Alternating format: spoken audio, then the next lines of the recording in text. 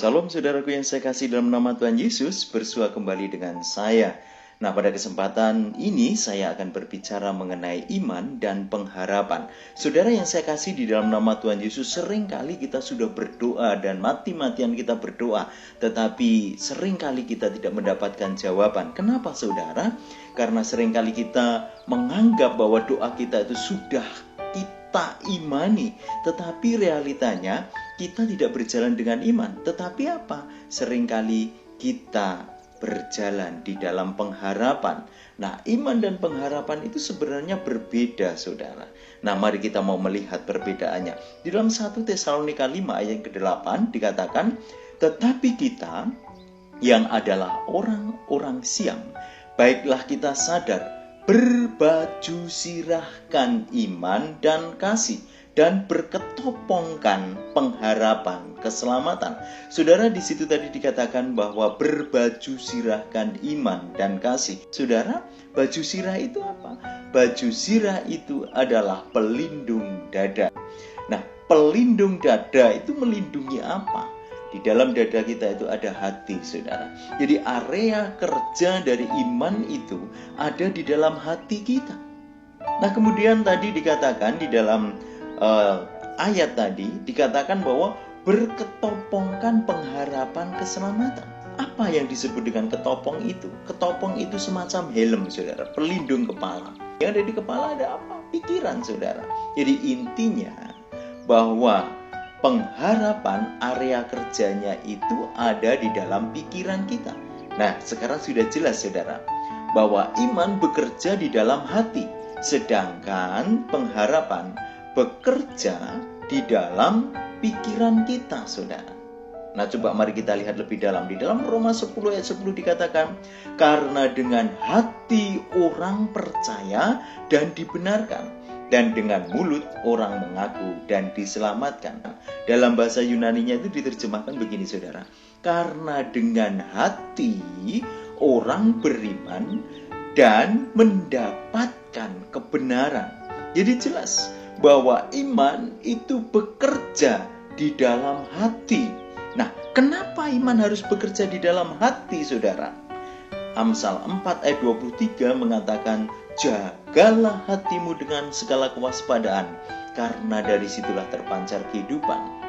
Sumber kehidupan manusia itu berpusat pada hati, saudara. Nah, kalau iman kita itu ditaruh di dalam hati, maka kemudian iman ikut terpancar ke seluruh kehidupan kita, melalui perkataan kita, melalui perbuatan kita, melalui tingkah laku kita, bahkan melalui seluruh keputusan kita. Intinya apa? Ketika iman itu ada di dalam hati, maka seluruh aspek kehidupan kita itu akan terfokus kepada iman itu, sehingga akhirnya apa, saudara? Maka iman itu akan terrealisasi keluar, akan dirilis keluar, akan dilepaskan keluar, akan diejawantahkan keluar di dalam kehidupan kita. Nah, itu, saudara. Jadi tidak hanya sekedar ada di dalam pikiran. Kalau ada di dalam pikiran, iman itu namanya bukan iman, tetapi itu adalah pengharapan. Nah, itu berkaitan dengan area kerjanya. Nah, mari kita mau melihat kemudian iman itu bekerja saatnya kapan dan pengharapan itu kapan. Di dalam Markus pasal yang ke-11 ayat yang ke-24 dikatakan, "Karena itu aku berkata kepadamu, apa saja yang kamu minta dan doakan, percayalah bahwa kamu telah menerimanya, maka hal itu akan diberikan kepadamu." Ada perkataan kamu telah menerimanya, maka hal itu akan diberikan kepadamu. Nah, saudara yang saya kasih dalam nama Tuhan Yesus, kalau saudara berdoa dan kemudian saudara mengimani doa itu, sebenarnya saudara bahwa saudara itu sudah menerima jawaban itu.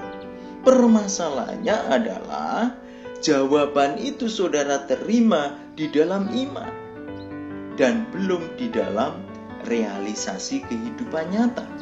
Ya, makanya kemudian tadi firman Di dalam Markus 11:24 yang akhir itu dikatakan apa?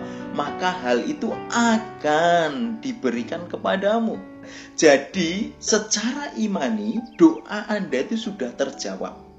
Tetapi realisasinya itu tergantung kepada Allah. Kapan itu akan diberikan? Contoh gampangnya begini, kalau saya ini orang kaya, Allah kita itu Allah yang kaya. Kemudian anak saya meminta sepeda motor trail, saudara, ya, yang lagi ngetren saat ini. Karena saya orang kaya, saudara, sebenarnya saya bisa merealisasikan itu. Karena saya orang kaya dan sebenarnya dia bisa mendapatkan saat itu. Tetapi saudara, saat saya mau membelikannya, saya ngelihat dulu anak saya. Dia baru kelas 1 SMP. 1 itu ya. Kemudian usianya baru 13 tahun. Dia belum bisa mendapatkan SIM. Harus menanti ke 17 tahun. Dan kemudian dia pun juga belum bisa naik sepeda motor. Sehingga akhirnya apa, saudara? Saya sebagai ayah yang bijaksana, saya akan menunda sampai semuanya siap. Baru kemudian saya akan berikan. Nah, seperti itu juga, saudara, Allah kita. Jadi ketika kita berdoa, meminta sesuatu sebenarnya, itu sudah saudara terima dan Allah sudah memberikannya. Iya, saudara. Tetapi realisasi pemberiannya itu tergantung Allah. Karena apa? Ada banyak hal dan yang tahu itu hanya Allah sendiri. Loh, kenapa kok imannya sudah mengatakan bahwa itu sudah diberikan? Iya, saudara. Karena apa yang sudah kita minta itu sebenarnya sudah disediakan Allah. Tetapi itu ada di area imani, bukan di dalam area nyata. Nah, coba mari kita lihat di dalam Ibrani 4 ayat yang ketiga, saudara. Sebab kita yang beriman katanya ya, akan masuk ke tempat perhentian seperti yang ia katakan. Sehingga aku bersumpah dalam murkaku, Allah bersumpah dalam murkanya, mereka takkan masuk ke tempat perhentianku sekalipun pekerjaannya sudah selesai sejak dunia dijadikan. Lihat, saudara, sekalipun pekerjaan Allah sudah selesai sejak dunia dijadikan. Apa maknanya? Allah sudah berhenti mencipta, saudara. Jadi segala sesuatu yang saudara butuhkan itu sudah disediakan oleh Allah. Permasalahannya bagaimana kemudian saudara mengambil apa yang sudah disediakan Allah dalam area imani itu diwujud nyatakan dalam iman atau di dalam dunia ini, saudara, ke dalam bentuk yang real, yang nyata. Nah, syaratnya hanya dengan iman. Makanya kemudian di dalam Ibrani pasal yang ke-11 ayat yang pertama itu dikatakan apa? Ini definisi iman. Iman adalah dasar dari segala sesuatu yang kita harapkan dan bukti dari segala sesuatu yang tidak kita lihat. Iman adalah dasar, substansi, realita dari segala sesuatu yang kita harapkan. Jadi apa yang kita harapkan itu sudah ada realitanya. Meskipun itu tidak ada di dalam dunia nyata, maka dikatakan dan bukti dari segala sesuatu yang tidak kita lihat. Sehingga akhirnya apa?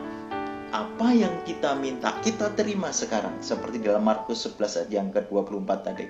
Kamu telah menerimanya.